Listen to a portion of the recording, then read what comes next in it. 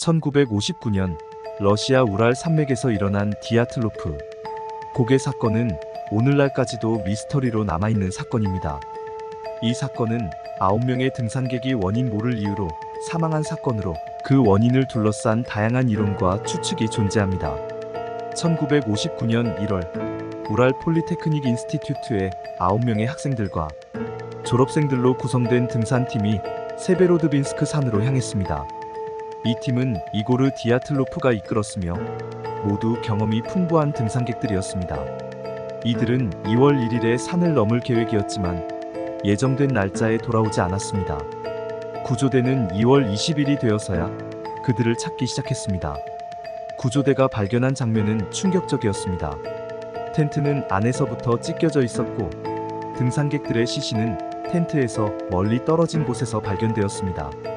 이들의 사망 원인은 각각 달랐으며 몇몇은 심각한 외상을 입었고 다른 몇몇은 심한 저체온증으로 사망한 것으로 밝혀졌습니다.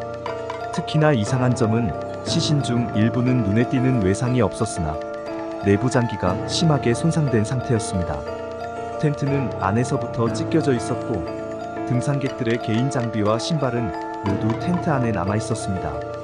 이는 그들이 급하게 텐트를 탈출했음을 시사합니다.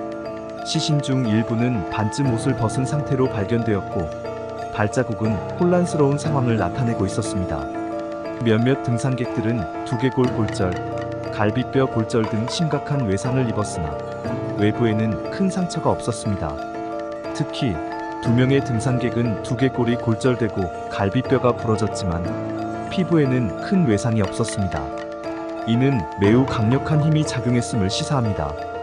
또한 몇몇 시신에서는 높은 수준의 방사능이 검출되었습니다. 이러한 발견은 사건의 미스터리를 더욱 복잡하게 만들었습니다. 방사능의 출처는 명확하지 않으며 이는 군사 실험이나 방사능, 물질에 대한 노출과 관련이 있을 수 있다는 추측을 낳게 했습니다.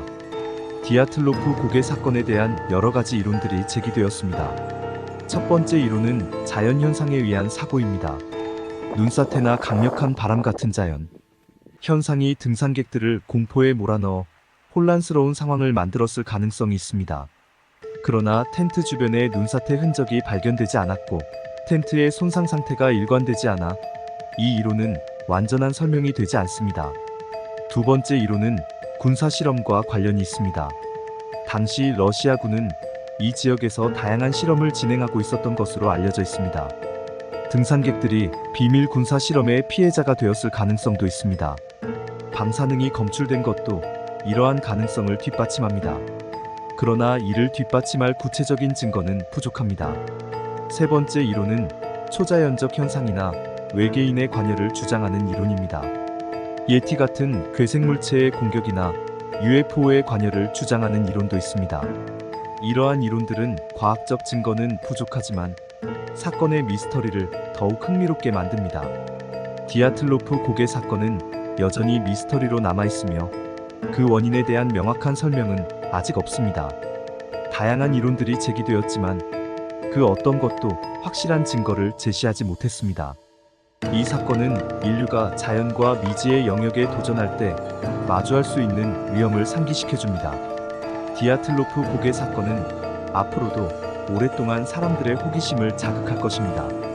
최근에는 새로운 기술과 과학적 접근을 통해 사건을 다시 조사하려는 시도도 이루어지고 있습니다. 위성 사진 분석, 기상 데이터 재분석, 그리고 새로운 증거물에 대한 과학적 검토가 이루어지고 있습니다. 그러나 이 모든 노력에도 불구하고 사건의 진실은 여전히 베일에 가려져 있습니다.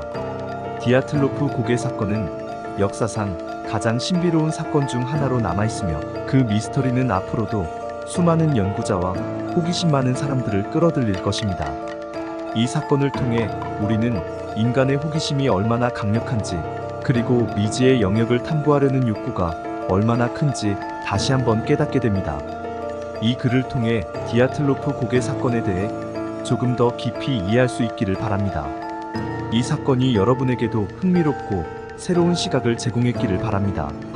앞으로도 많은 미스터리와 흥미로운 이야기를 통해 여러분과 함께 탐구할 수 있기를 기대합니다. 감사합니다.